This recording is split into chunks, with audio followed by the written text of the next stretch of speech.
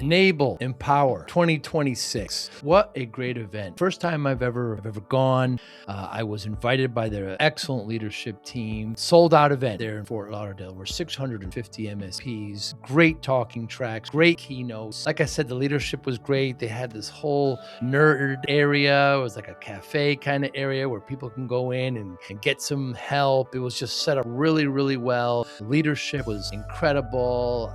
Kim, MK, and Nadia, that helped me, and a couple other podcasters that were there as well. But just an incredible event. Was able to have 5 great conversations. Started off with Nadia, of course, Karasteros, and why community wins in the MSP world. I've had the pleasure of knowing Nadia for quite a while now, 15 years.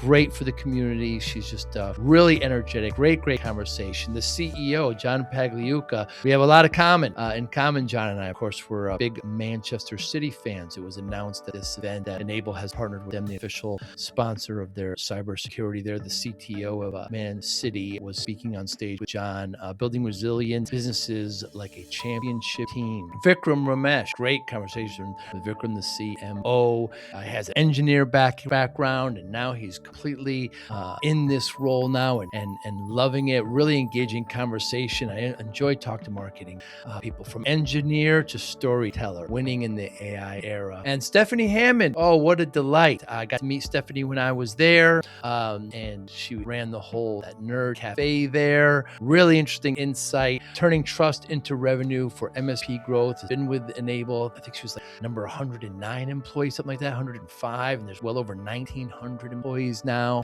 Great conversation with Stephanie, lots of energy. I look forward to working with her again in the future. And last but not least, Frank Coletti, another person I have a lot in common with. He is scaling MSP success in a changing tech landscape.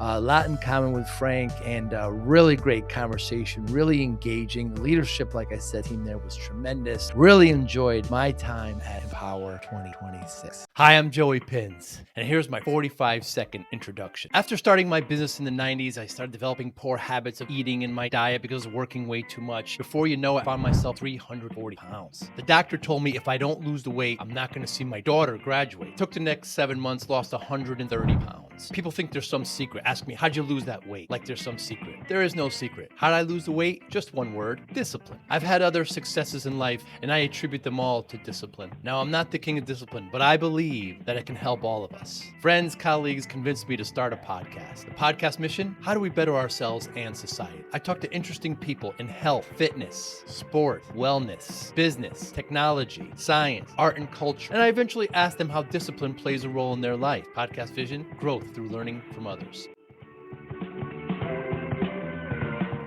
Somebody was telling me you're a soccer coach. Yeah. So yeah. Did you play as a kid? I played all the way at the university level, and then really I at Babson. Yeah. Wow. Yeah. And you're a striker. No, I'm a defender, man. Really? Yeah. Born and raised. Yeah. Right-footed? Right-footed, strong, heavy right foot, and then I've got 4 kids, and 3 out of the 4 of them are defenders. Wow. I'd say. Yeah. The oldest is more of the offensive player, but yeah. So did you play on the right side in the back? I played in the middle. I always played in the middle. Yeah, I was always. Back then we used to call it a stopper. Or a striker? Yeah, they don't call so you that were a anymore. stopper. I was a stopper. So you just made some offensive runs. Yeah, for sure. Now they don't play that way anymore. No, they don't. They have They're numbers screenings. and 6s and yeah. And plus the way they play out of the back now with the goalkeeper just moving. They're much better. The now. evolution of the goalkeeper in soccer has been incredible. Yeah, I mean, they've got to be very competent the with foot skills need to be. They have to be there. Yeah. If you're just a shot stopper, you're not forget allowed. it. Yeah. I'm from New Haven, so south of Boston, and I went to some goalkeeping camps, and there was just all goal blocking, and it was very, very different back then. Yeah. Well, defense is in our blood, man. It sure is. Yeah, it sure is. And so, do you follow any teams now? Yeah. So I follow in the Premier League. I follow Manchester City, which is great because we just entered into a partnership with them. And then that's right, partnership with them. And then in Serie A, the Italian league, I follow Napoli. because that's more of my birthright. That's our family is not too far from Naples, so we have to make sure we keep it real. And they're both light blue, so that works for the wardrobe. Yeah. So I've been following City for about 10 years, and my father's been a Napoli fan. He's from there since I'm a kid. Yeah, so those are my two teams. Yeah, all right. Yeah, and De Bruyne went over there. It was perfect. He was my favorite player. Hurt. And my number too, 17. Is so it was like, right? Isn't that something? Yeah. What a win yesterday. Great win. Chelsea. Yeah. And so Big next one. week it's Arsenal. For it all. We are creeping up. Yeah. I went to Liverpool, Man City last week. Oh, wow. So we got to see that. Holland had a hat trick. So he did. That was pretty good. Yeah, and so it was good. It was good. What a player. Yeah, he's a beast. Even, Cherokee, these players are just... I really like it. People can't understand. They asked Cherokee, what foot are you? And he says, it doesn't matter. He's not sure even what the question is. It doesn't matter, Right. Just has played at such a level. Manchester United was on earlier, and I still love watching it because it's the level. Yeah. The first touches, John, if you don't know what you're looking at, the ball can be whipped at them. It could be high, it could be low, and they're just complete control. It's wonderful. Well, but it's control, but it's productive. So they're not just settling it. They're doing something productive. What's going on next? Yeah. That's the difference between the elite players, I would say. Yeah. Certainly. And do you watch any of the Revolution games up there? I'll watch the MLS a little bit. My younger boys are in the MLS program, so they'll with it's called the Boston Bolts. So they'll play there. So they'll play against the Revolution. They'll play against the New York NYCFC team. So good soccer even at 15, 16 years old. So it's good. It is incredible. I'm told that you bring up a lot of soccer analogies in some of your discussions. I'm big on analogies in general. I'd say. So I'm big on analogies in general. It helps stick, right? Yeah. So it helps make sometimes it takes an abstract construct and make it a little bit more tangible for both my employees, but also for my kids. And my wife calls me ABC. That's always be coaching, which she doesn't like when I'm coaching her, Joey. So that's the big thing. But ABC is like one of my nicknames that I've endured. And a lot of times in my ABCing, I'm using analogies, and soccer analogies are a great one. They are, yeah. So when you're coaching, what do you do with a couple of bad seed parents? I remind them of their role, yes. Right? And so I say, hey, parents are there to cheer, kids are there to play, and I'm there to coach. So just reminding folks of their role, I think that's good business advice as well. Like everybody should know their role and understand there and go from there. But occasionally you kind of take them off to the side and say, hey, you're kind of being counterproductive to what we're trying to do here, So education, approaching it the right way, and then saying, hey, I know you're really excited. I know you're really excited. I know you want what's best, but you might not see it the same way. So I think it's just education and going from there. In this fast-paced MSP landscape, how do you stay ahead? Introducing MSPinfluencer.com, your ultimate hub for MSP news, insights, and community connection powered by Forza Dash. More than 75,000 MSPs subscribe to our MSP Influencer Pulse weekly newsletter, staying informed and ahead of industry trends. Tune in to emerging podcasts from Joey Pinz and leading MSP voices, offering essential tips, powerful insights, and success stories. Explore our multi-authored blogs, crafted specifically for MSP leaders, delivering fresh perspectives and actionable strategies. Celebrate excellence with the industry-leading Forza MSP Influencer Awards, recognizing innovation, leadership, and impact in the MSP community.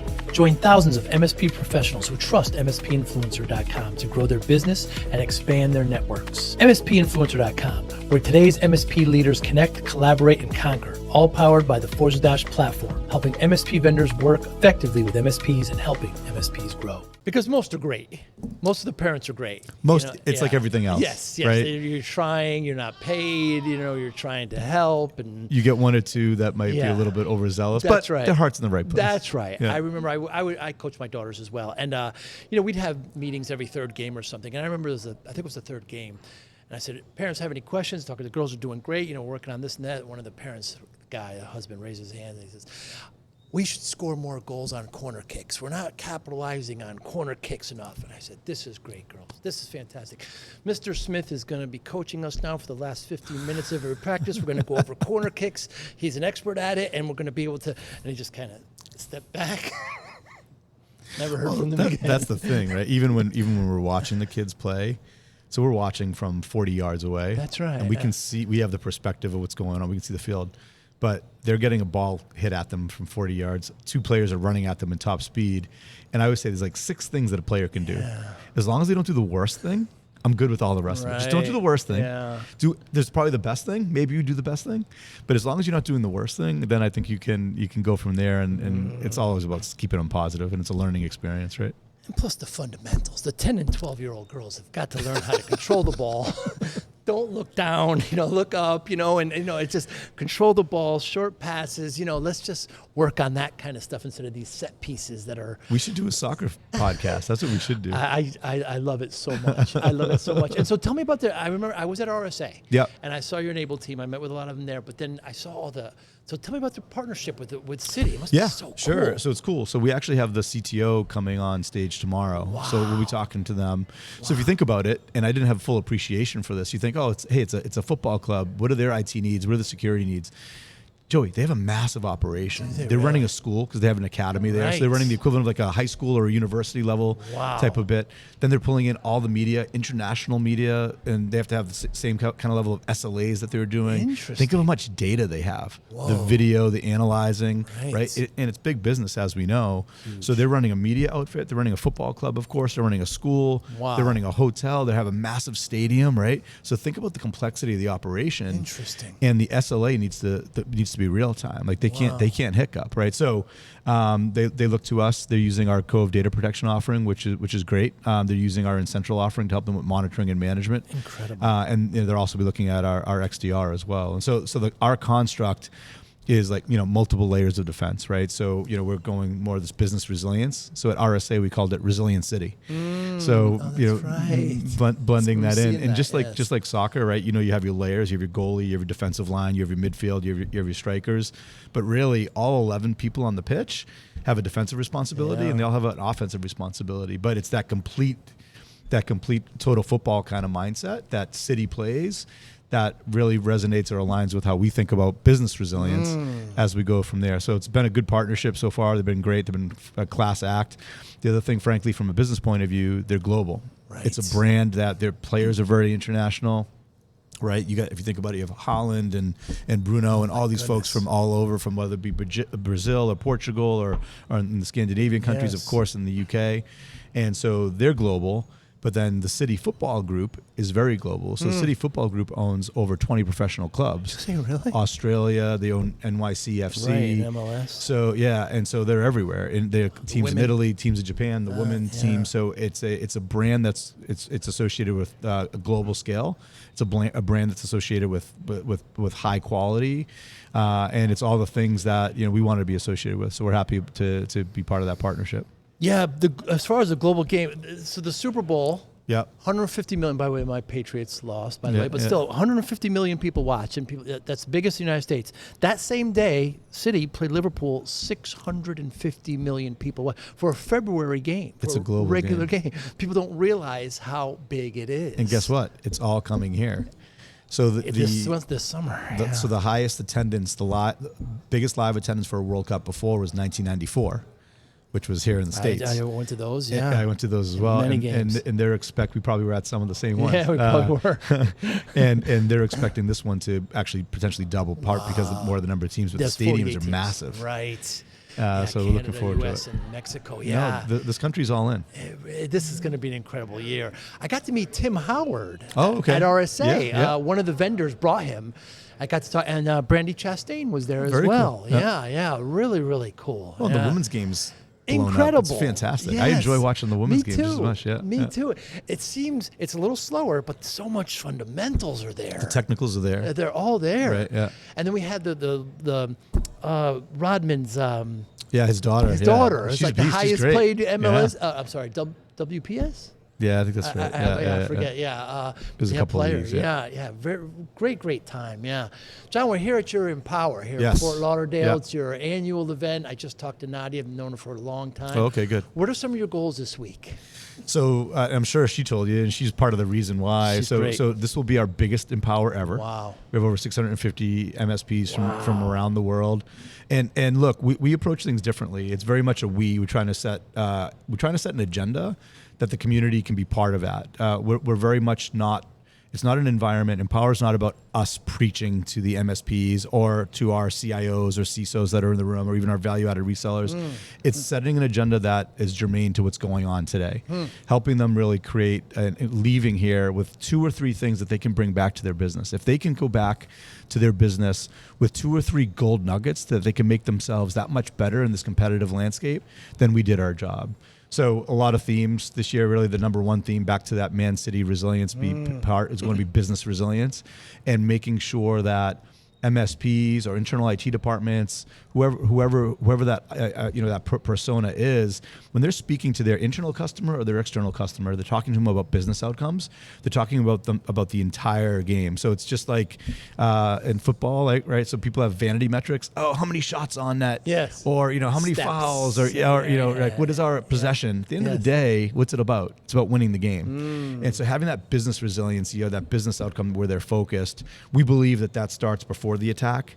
For these folks that are dealing with cybersecurity, that helps them before the attack, helps them during the attack, and just as much helps them after the attack. So we're very much preaching a ring of business continuity or business resilience for MSPs, and that they should be speaking that way to their customers, right? I think, is that an Aura ring that you have? I do, yeah. So I've got a Whoop. And so what are they preaching? They're talking about your HRV or your heart rate, but what they're really selling is longevity and personal resilience and personal longevity. Well, we believe the same thing. We believe on helping our customers preach business longevity or business resilience, and the same way that they do it, it's a very much a holistic approach. It's not just giving you one stat that you can run around on, talk about your blood pressure. No, they're giving you a proactive approach. How are you sleeping? How many steps are you getting in? What does that heart rate look like? And putting a complete picture in front of you, so then you can go do something with it. So a lot of the same lessons that we see, whether it be the Aura Ring or the Whoop, and it's really all about that business longevity and helping our MSPs having the right business conversations with their end customers. Some do it, some don't. Yeah. When MSPs are looking to partner with a cybersecurity vendor, what questions should they be asking? That's a great question. You know what? It runs the gamut. So we have 25,000 MSPs. Wow. And in some ways, they're 25,000 snowflakes. No 2 MSPs are exactly the same. So they should understand the interoperability with the tech stack. MSPs, between their IT and their security tech stack, they might have 20 pieces of security in their tech stack. So, hey, if you enable, what's your philosophy with the ecosystem? Are you closed? How do you allow integration? Are you an open ecosystem? We at Nable believe in an open ecosystem, and we put our money where our mouth is. We invest in APIs. We invest in MCP servers. So that I think that's one part. Then 2 is, okay, do you eat your own dog food? What level of security are you building?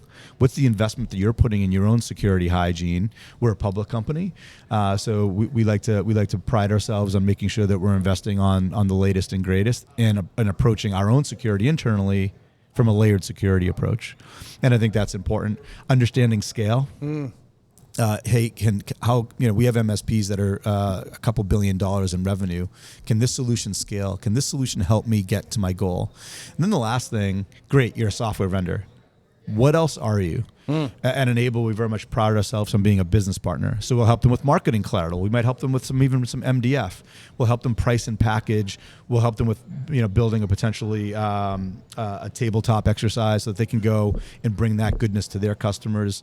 Are you a 360 partner, or are you just providing me speeds and feeds and an EDR solution? A lot of software providers or ISVs can provide a software solution. An MSP should be looking at someone that can be truly a business partner with them, because when something goes bump in the night, and things will go bump in the night, do you have someone that will have your back? Can they call you? Can they help you through that? And a lot of our customers have my mobile number, have my CISO's mobile number, so they can call us if that unfortunate thing happens. And that's just one layer of the business resilience that we like to offer. So I think it's a bunch of those things. It's that level of security that you're practicing, the scalability, that full partnership, and what's their philosophy on ecosystem and best in class. What if discipline wasn't about punishment, but about unlocking your best self? I spent 2.5 years writing Discipline for Greatness, because discipline changed my life. And I know it can change yours too. This isn't theory.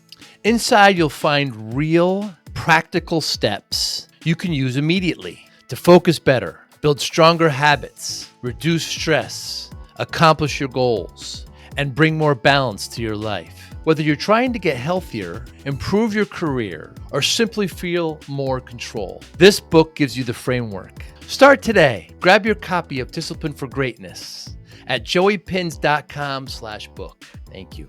Former MSP, I talk to MSPs all the time. Yep.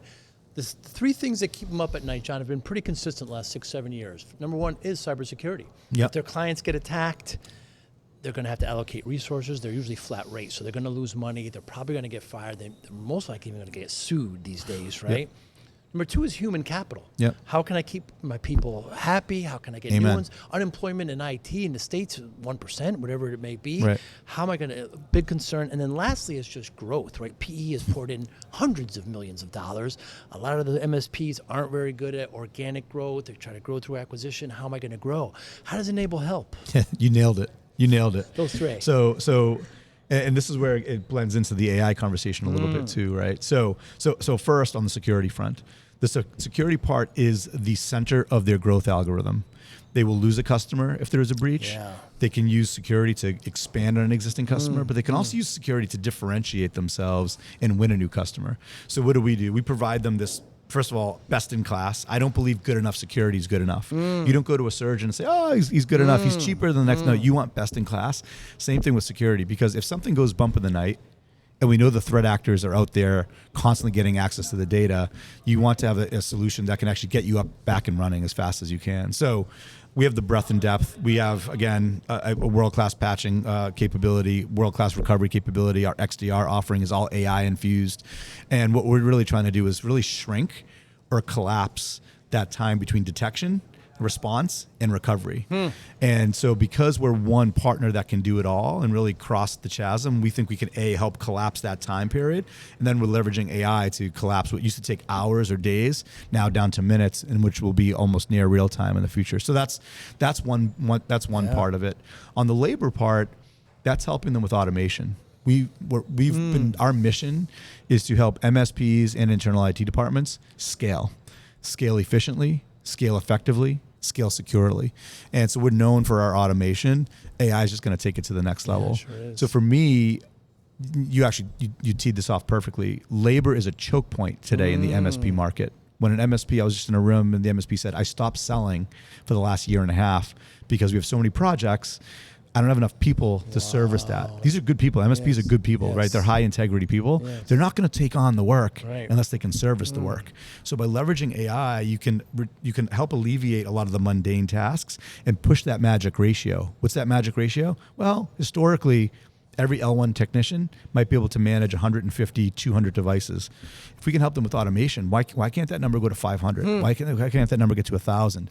So AI should really unlock the MSP market, not dissolve it. And that's the part. And then going back to the growth, we provide them help. We have nerds. Our nerds help them with their marketing, with their selling. We give them MDF if it's the right situation.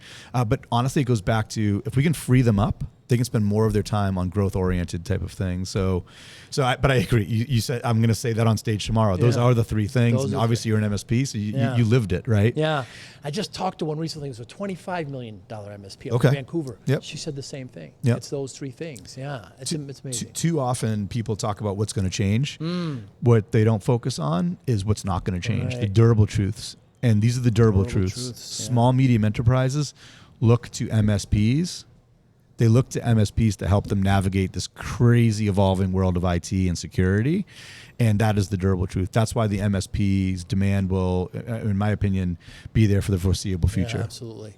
Yeah, these businesses do not want to be in the IT business. They want to be whatever they're doing. It's not their core competency. And they want one throat to choke, and it's the MSP. John, is there something you believed in firmly 10 years ago, let's say, that you no longer believe now? Great question. One of the things that I said probably 7 or 8 years ago, maybe, is MSPs should become MSSPs. That was something that, and I had it all wrong. I think technology has allowed MSPs to be security professionals, but what I think is wrong is what a lot of folks believe what an MSSP is, and that starts with this notion that they believe they should have their own SOC. I think it's a mistake for MSPs to invest that much, and I always think about it, Joey, as like this triangle. For an MSP to gain scale efficiently, they need to automate, then they need to standardize, then they need to automate, then they need to augment. And 7 or 8 years ago, I think my preaching was, hey, how do you get to become an MSSP? And now it's no, you shouldn't really stick to your knitting. You can be that security advisor, that trusted advisor, but augment to someone that actually has the technology to leverage and deliver a SOC in an efficient way. So this construct of like that last leg, that augment leg, is more of a new leg that I said I began really fine tuning and adding to my repertoire a couple of years ago. So that's probably the biggest change. Yeah, very cool. MSPs can't be everything to everybody. That's right. Yeah. And just as they're outsourced, they should look to outsource as well. Yeah, kind of eat their own dog food. Services used to be a 4-letter word, but now because of technology, you can have tech-enabled services that you can deliver in a high margin way. But an MSP shouldn't try to take all that onto themselves. Of course, I'm biased. I think they should leverage shops that have the right DNA to do that. That's why we invested in XDR, because it's 90% of the time it's using AI to help separate the signal for the noise. That's why we're bringing disaster recovery as a service into the market middle of this year. Again, providing that service, because MSPs can't deliver that service, provide that hardware at the same cost that we can at our scale. So looking and understanding what your core competency is and saying, hey, you know what? I'm going to augment. I'll look to see what type of partner I should augment with. I believe this month it's 5 years you've been CEO. Yeah, crazy. Yeah, it's gone by quick. You were previously at SolarWinds as well as other wins. Yep. So other companies. Yeah. What lessons did you learn from that you bring to Nable? Sure. Scale. I think making a company get to a scale. So we're over 500 million of ARR. We're 1,900 employees worldwide. We've got customers all over the globe. 45% of our revenue, and focusing on a process that can scale, making sure that we're still customer first, customer friendly. These are the lessons that I've brought with me the whole time. Yes, we have 25,000 customers. Yes, they're on their special snowflake, and we need to understand each one of their journeys, and that might not be the same. And so building a product that they can rely on, but having that human touch. We were just in the room, and folks were asking, what we asked our customers, what are our strengths? And unanimously, it was that partnership angle. So I think we've been tried and true in bringing that partnership level. In addition to our software, it's helping these customers, helping these MSPs get to their next level, whatever that goal might be. They might be looking to buy a company, they might be looking to sell a company, they might be looking to grow, but meeting them where they are and helping them on their journey, I think that's probably the biggest thing. That customer-centric view. Right. And that's evident here by this kind of event where there's so many MSPs, and having somebody like Nadia and just that kind of community. Can you describe what the atmosphere, what the environment was like when you were at SolarWinds and that breach happened? What were the lessons learned, and what? Sure. To paint a picture, John, that must have been something. Yeah, sure. So I was running SolarWinds MSP, which became Nable. So that's the evolution. So I was, what I tell folks, I was kind of to the right of the eye of the storm, so to speak. So I was a Section 16 officer of SolarWinds. So I learned a lot. I learned how SolarWinds did a great job responding to their customers. Yes. They did a great job communicating to their customers, and then they did a great job, not propagating things before they knew it. And so some would say, hey, we want to know it, but they what they didn't do is put false news out there. They wanted to make sure that they understood the situation, and they were very measured, they were very judicious, they were very responsible with their investigations, with how they messaged things to their customers, and I thought they managed it right. I was focusing on our business because we were part of SolarWinds MSP. We were lucky; none of our solutions were impacted by it, but we learned a lot. We learned a lot of what to do, how to communicate with the customers. We also learned about how to make sure that we're thinking about investing in our infrastructure, because that was at the end of the day a supply chain attack. And so what can we be doing to make sure that our supply chain is robust enough But overall, I thought the team handled it, as well as they could in that difficult situation, and honestly, they did a great job communicating to their customer base at the time. So that was they held it with in class, with integrity and a level of transparency that they should be commended on for sure. Want to show your love for discipline, inspiration, and the Joey Pinz podcast? Now's your chance. Introducing the brand new Joey Pinz merch store, where style meets discipline. Choose from premium apparel, cozy hoodies, stylish hats, durable bags, and your new favorite coffee mug, all featuring the iconic Joey Pinz logo. Perfect for podcast fans, discipline enthusiasts, or as unique gifts for friends and family. Every purchase supports the Joey Pinz Discipline Conversations podcast, helping us continue to inspire greatness and promote positive change. Visit joeypinz.com/store today and wear your discipline proudly. Joey Pinz merch. Wear it, share it, and live it. That's for sure. As far as I'm at the other end, of course, just listening, and it was never a, hey, pointing a finger kind of thing. They took it right on and they addressed it. It was really, really, I was going to say courageous, but it was just direct. It's high integrity. High integrity. Yeah, there was no BS. It was really, really, really, really well handled. I started the MSP back in the 90s. I think we're about the same age. And I was working way too hard, John. I was at 14, 16-hour days. And I played a lot less soccer. I was like, I cut back on tennis and just trying to get this MSP off the ground and out of my father's garage and trying to get projects. And next thing I know, I'm in front of the doctor, and she tells me I'm at 340 pounds. Oh, jeez. So I started, I knew I was getting big. I didn't know I was that big, And she says to me, look, if you don't lose this weight, you're not going to see your daughter graduate. My daughter's just born. So I'm driving home. I'm punching the steering wheel, right? Like, I can abuse myself all I want, man. Right. But I've got a bigger family now. Yeah.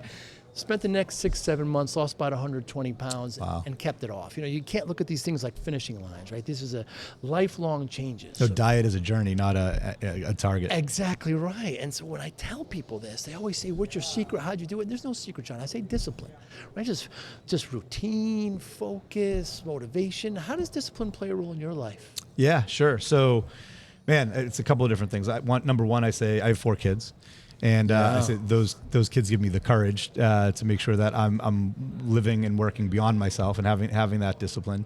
I came across this construct of the 4 burners theory. I don't know if you've ever seen it. Yeah, so the 4 burners. So there's let's see if I can do this. So there's a work burner, there's a health burner, there is a family burner, and then there's a fitness burner.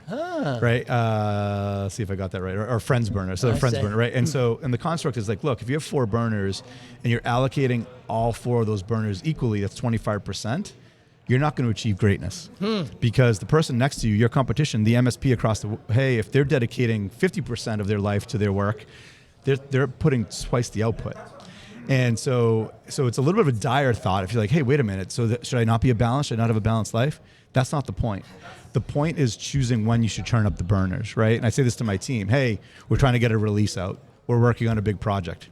Turn up the work burner. Wow. Turn up the work burner, but then when you get that goal, accomplished, you can turn down that work burner, turn up the fitness burner, turn up the friends burner, turn up the family burner, and going from there. So I think the mistake people try to do is they think balance means balancing all the time. What balance really means is understanding when you need to turn off a burner, turn up a couple burners. Now, some of these other folks, if you think about the folks that have achieved real greatness, they're probably not as balanced, like an Elon Musk or even some of these sports people, right? They've made the decision to almost turn off certain burners, right?